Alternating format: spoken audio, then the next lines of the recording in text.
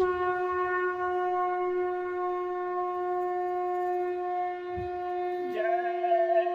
गुरुदेव। जय गुरुदेव।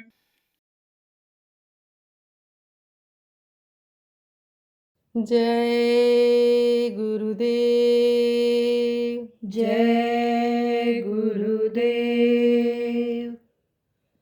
दुनिया का सहारा टूट चुका, अब तेरा ही एक सहारा है। दुनिया का सहारा टूट चुका, अब तेरा ही एक सहारा है।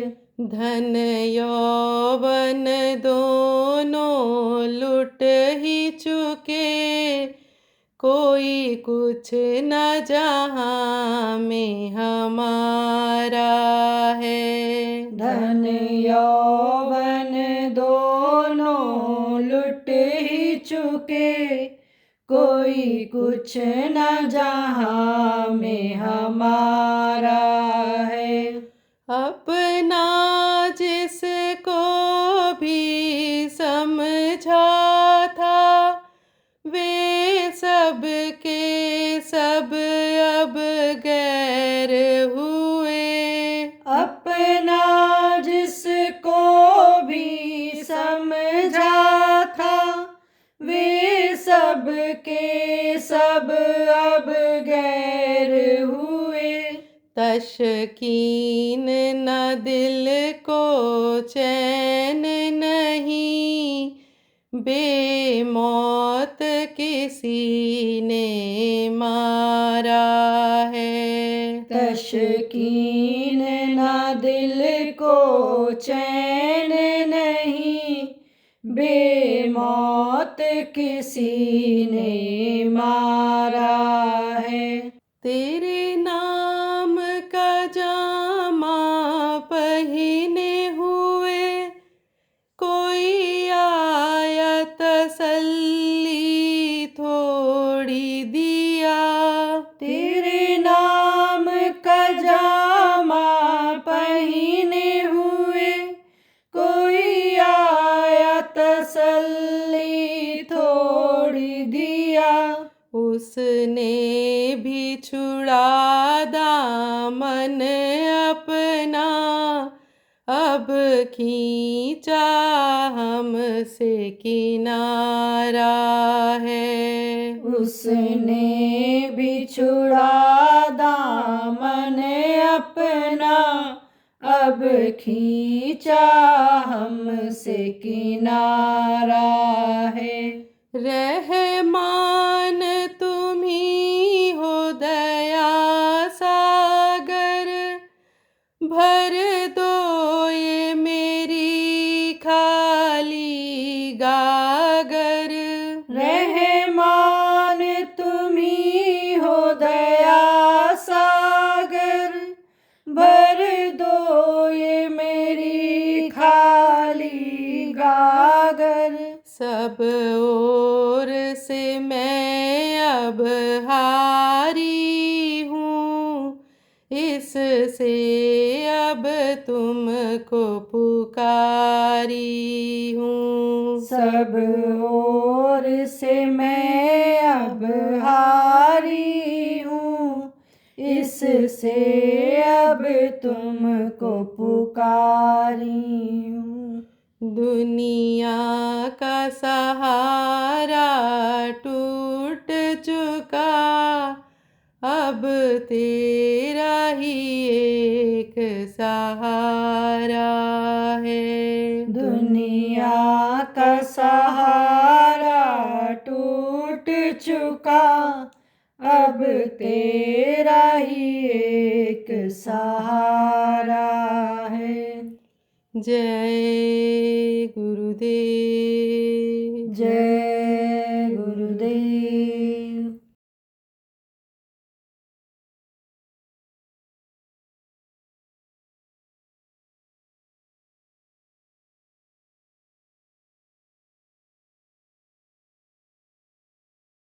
कर्म काटने का महात्माओं ने बहुत सा तरीका निकाल रखा है। एक महात्मा जी थे, उपदेश करते रहते थे। महात्माओं का काम क्या होता है? समझाना, बताना, लोगों को सुधारना, कहना और कराना, यह महात्माओं का काम होता है। तो महात्मा के यहाँ एक राजा गया, सत्संग हो रहा था। सत्संग में यही कर्मों का चक्कर था, यही सब बता रहे थे, यही प्रसंग चल रहा था। तो राजा ने ये पहले से सुन रखा था कि महात्माओं के पास पहुंचने से कर्म करते हैं और उनको यानी पावर होती है कर्मों को काटने कटवाने की। महात्मा कटवाते हैं कर्म को, खुद भी काटते हैं। जैसे किसी छोटे बच्चे को कोई बर्तन दे दिया जाए, लड़की को किसी बच्चे को बर्तन दे दिया जाए धोने के लिए और नहीं धो पाती है, तब बाप धोता है, माँ धोती है कि नहीं धोती है, साफ करती है। यही बात समझ लो। लेकिन सिखाना भी जरूरी है। क्यों? इसलिए जरूरी है कि जीवन में वो काम आएगा। क्या? बर्तन धोना, कर्मों को काटना, दूसरे को बताना, दूसरे को बर्तन धोना सिखाना।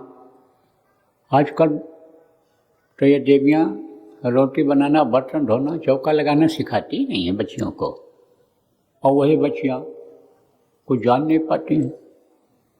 आप गई, कहाँ गई? ससुराल। तो वहाँ कुछ जानती नहीं है। तो उसी में जो जेठ जेठानी होती है, ननद होती है, सास होती है, जब वो ये देखती है कि ये कुछ जानती नहीं और सब हम ही को करना पड़ रहा है, तब नाराजगी होती है और मन मुटाव बिगाड़ होता है। भोजन बना करके अगर बढ़िया खिलाने लग जाए परिवार वालों को, जिसको जो पसंद है वो चीज़ अगर खिलाने लग जाए तो सब खुश हो जाते हैं और तारीफ करते हैं कि बहुत अच्छी बहू है, बहुत अच्छी सेवादार है।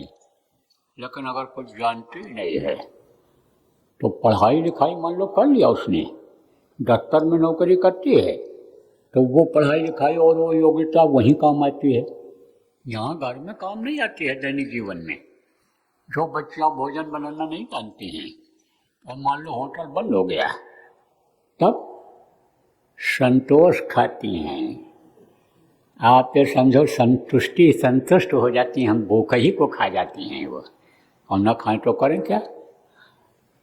तो आप ये समझो प्रेमियों कि कर्मों का प्रकरण चल रहा था।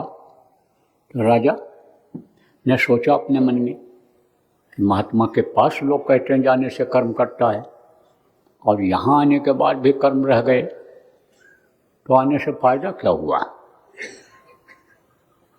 राजा प्रजा आत्माओं के यहाँ सब एक समान होते हैं, कोई भेदभाव नहीं होता है। क्यों? क्योंकि वो कपड़ा और पोस्ट है, यानी गद्दी नहीं देखते हैं किस गद्दी पर है, वो भाव और प्रेम देखते हैं, वो जीवात्माओं को देखते हैं।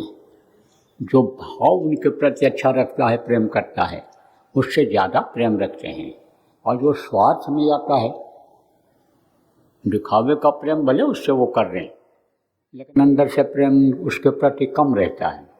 रहता सबसे है लेकिन कम रहता है। तो जब उतरे मंच से नीचे आए, लोगों ने कहा राजा साहब बहुत अच्छा है, आ गए, अच्छा किए। जो चाहता था वो सिर पर हाथ रख दें, सिर पर हाथ रख दिया।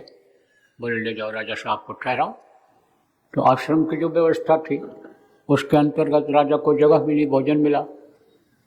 अब राजा के दिमाग में ये सोने से पहले भी बात आती रही, यहाँ आने के बाद भी कर्म नहीं कटा, क्या फायदा हुआ आने से। फिर सुबह का सत्संग फिर सुना, वही प्रकरण चल रहा था। शाम को फिर उसी तरह का चला कर्मों का ही। तब जब मन से उतरे महात्मा जी, तब राजा ने कहा महाराज आपकी बातें तो हमको अच्छी लगी, सब आप अच्छी बात बता रहे हो, लेकिन ये चीज़ हमारे समझ में नहीं आई कि यहाँ आने के बाद भी कर्म नहीं कटा और न कटे। तो महात्मा के पास आने से फायदा क्या है, सत्संग में जाने से फायदा क्या है। तो महात्मा जी कुछ नहीं बोले, ऐसे ही हाथ हिला दिया इस तरह का, ऐसे ऐसे हाथ हिला दिया ऐसे। राजा चला आया, फिर सोचने लगा क्या करें, कल चले जाएं। लेकिन जब तक कुछ जवाब नहीं मिलता है हाँ ना का, तब तक उम्मीद बनी रहती है कि कहते क्या हैं, बताते क्या हैं ये।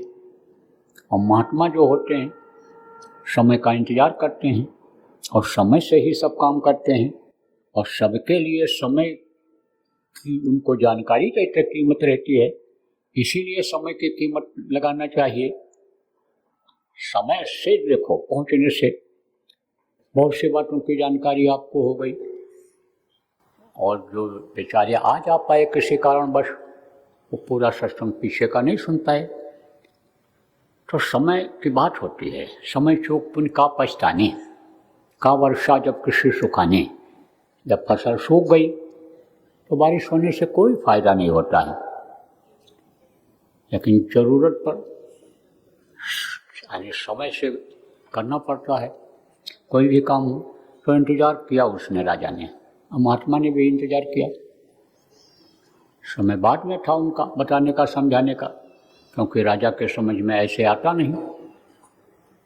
और राजा को तो वो यानी दूसरे तरीके से उनको समझाना था। उस दिन भी रात को आप तो समझो कि सोचता रहा।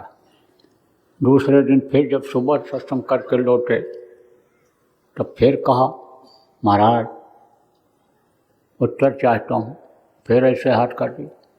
शाम को फिर जब लौटे तो कहा, शंका नहीं गई। शंका का समाधान जरूरी होता है, और मैं तो शंका नाश कर देता है। परिवार में देखो एक दूसरे के ऊपर अगर कहीं शंका हो गई तो शंका में परिवार खत्म हो जाता है, समाज खत्म हो जाता है। और रोग नहीं है और शंका हो गई तो भोजन नहीं भाता है, हजम नहीं होता है भोजन पेट में, कुछ करने की इच्छा नहीं होती है। कह दो कि कैंसर हो गया तो बस उसी समय से सोचने लग जाता है कि अब तो हमको नहीं रहना है, अब तो हम कितना दिन जिंदा रहते हैं, कितना दिन अब हमारी जिंदगी है, पता नहीं कब क्या हो जाए। फिक्र हो जाती है, चिंता हो जाती है। तो शंका नहीं करनी चाहिए, शंका का समाधान कर लेना चाहिए। शंका में ही देखो घर में बिखरा हो जाता है, घर में बंटवारा हो जाता है, तलाक के मुकदमे चलने लगते हैं, दहेज के मुकदमे चलने लगते हैं। बहुत से परिवारों में शंका में पति को पत्नी पर शंका हो गई, पत्नी को पति पर शंका हो गई, और वो शंका बढ़ती चली जाती है, दिल का ताड़ बन जाता है, और वही गृहस्थाश्रम जो सुखमय जीवन बिताने वाला था वही नरक में बदल जाता है।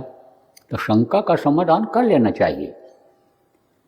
तो राजा को कहा, महाराज शंका का समाधान और कोई नहीं किया यहाँ हमारे, आप ही करोगे तब होगा। फिर हाथ हिला दिया इसे।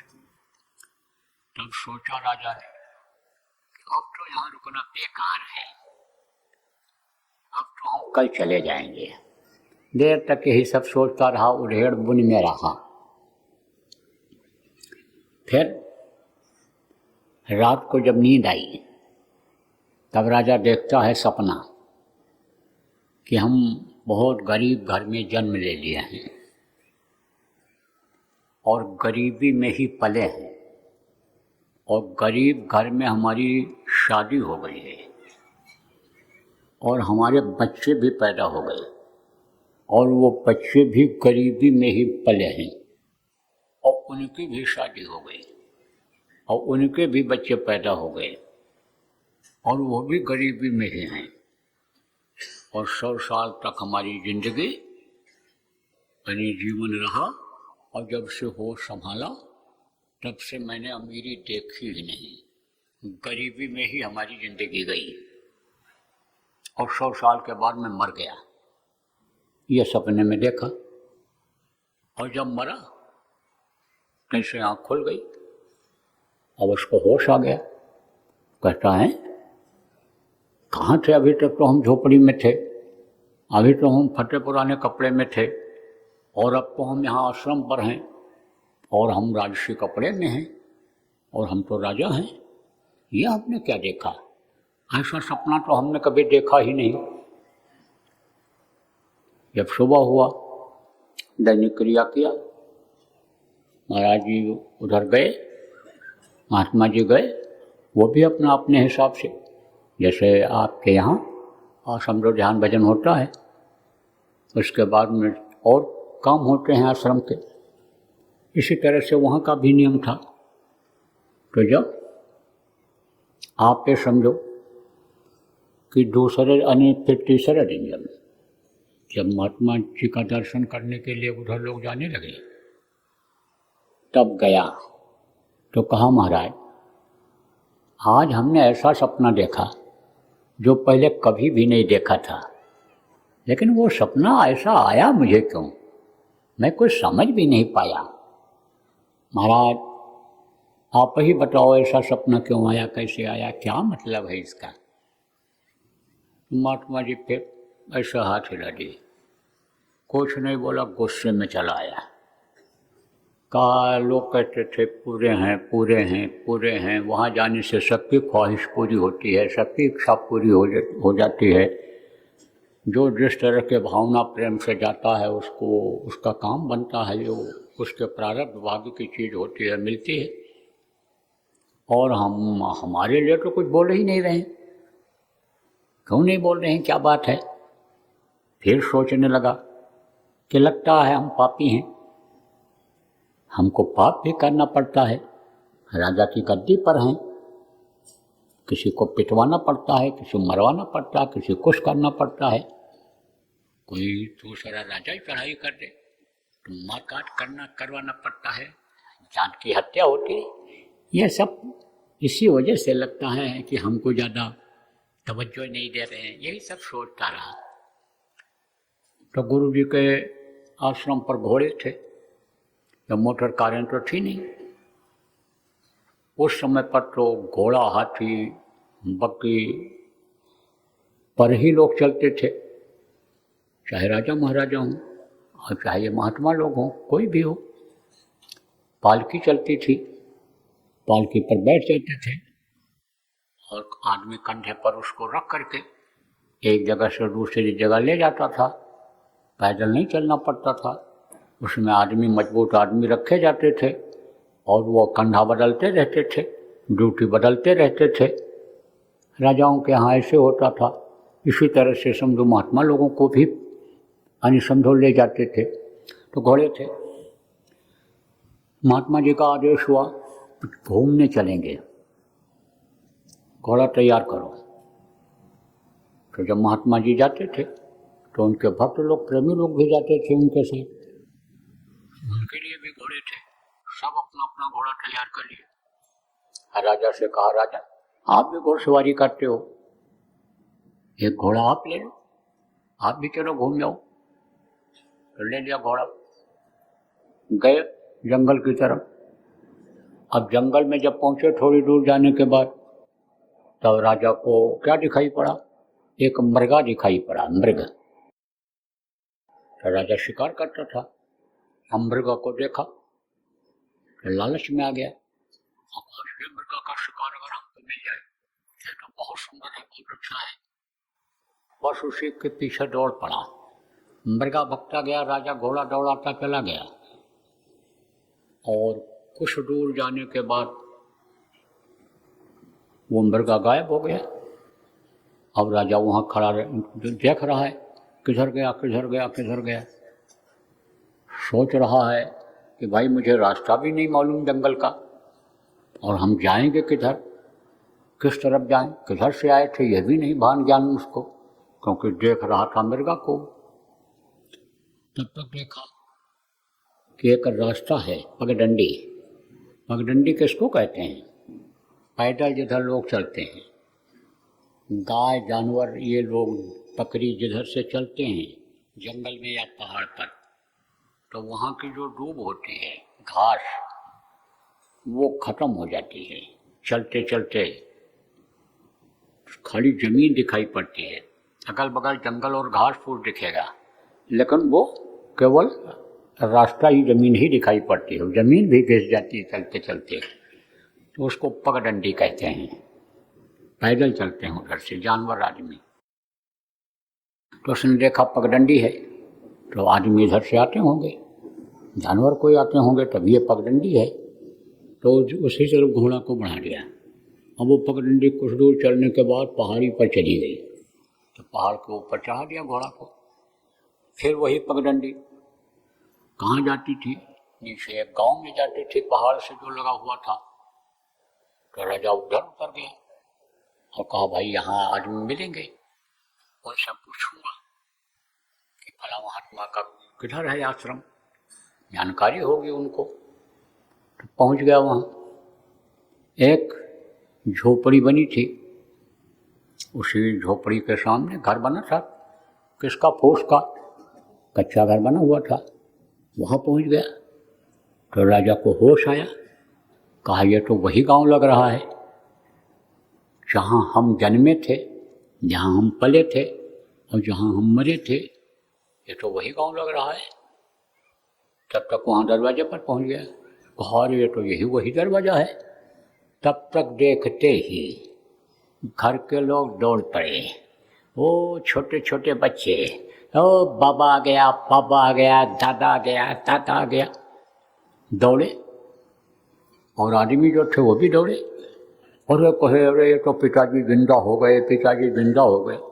बहुएं भी आई, अरे ये तो देखो कितना बढ़िया कपड़ा पहन करके आ गए, लगता है कि स्वर्ग से आए हैं, ये वहाँ चले गए थे, भेजे गए हैं, वापस आ गए, वापस आया। बड़ी खुशी।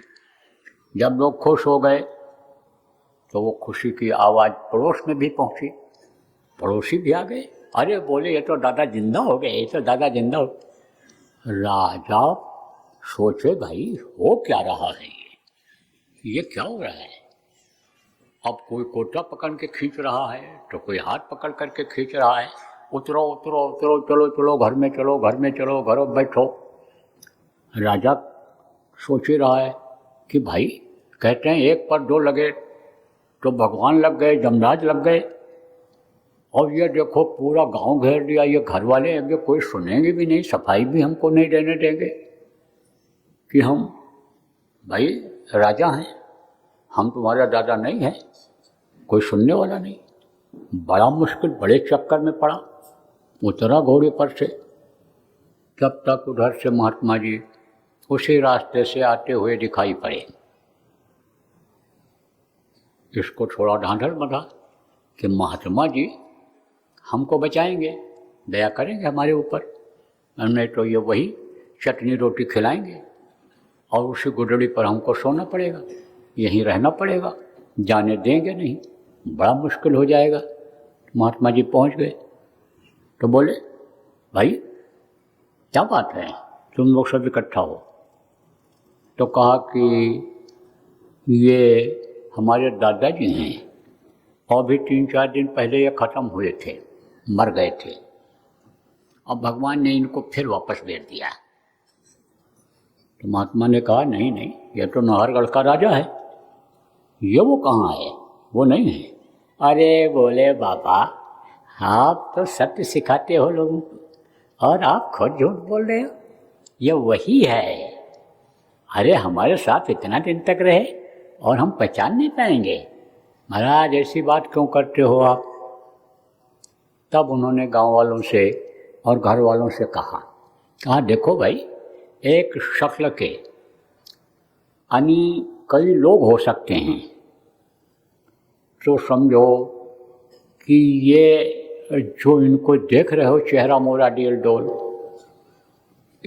और उनका जो था एक जैसा तो हो सकता है, लेकिन ये दोनों एक नहीं हो सकते हैं। तब बोले तो कैसे माना जाए? गांव वाले और घर वाले बोले तुमने उनको क्या किया है? तो गरीब लोग थे, जलाने के लिए भी व्यवस्था उन लोगों पर नहीं रहती थी, तब क्या करते थे, जमीन के अंदर गाड़ देते थे।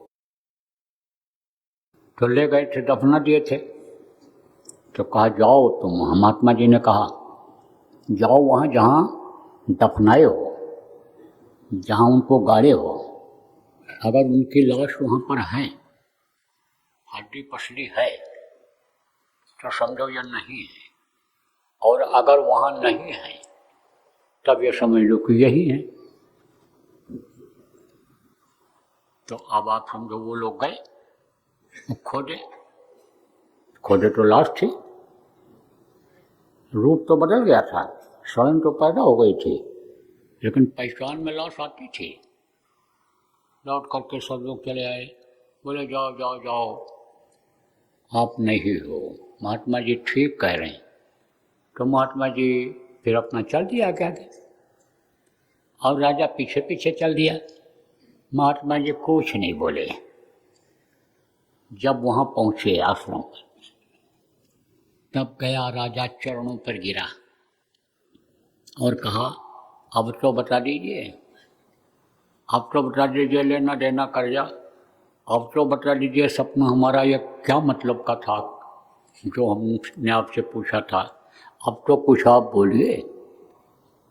तब महात्मा जी ने कहा, देख राजा, तेरा काफ़ी लंबा कर्जा था, अब कई लोगों का था, कई जन्मों का था। जितने भी मेंबर परिवार के यानी सदस्य जितने भी थे, गरीब घर में तेरे साथ, सबका कर्जा तेरे ऊपर था, और सबका अदा करने के लिए तो उसको जन्म लेना पड़ता। इसलिए तेरे कर्जे को, कर्म कर्जे को 2 घंटे के सपने में अदा करवा दिया गया। अब उनका कोई कर्जा नहीं रह गया, और बाकी कर्जा लेना देना तू आता जाता रहेगा तो तेरा खत्म हो जाएगा, कट जाएगा। और जो उपाय बताया जाता है उस उपाय को तू करेगा, नाम का जाप करेगा, तो नाम रूपी जो तीखी तलवार है वो सारे तेरे कर्मों को काट देगी, और नहीं तो कर्म कर्जा भोगना पड़ेगा। राजा रुक गया वहीं और नामदान लेने की इच्छा व्यक्त किया। तो पहले के समय में बर्तन को खूब साफ करते थे और फिर उसमें अनमोल चीज़ रखते थे, तब उसकी कीमत आदमी समझता था।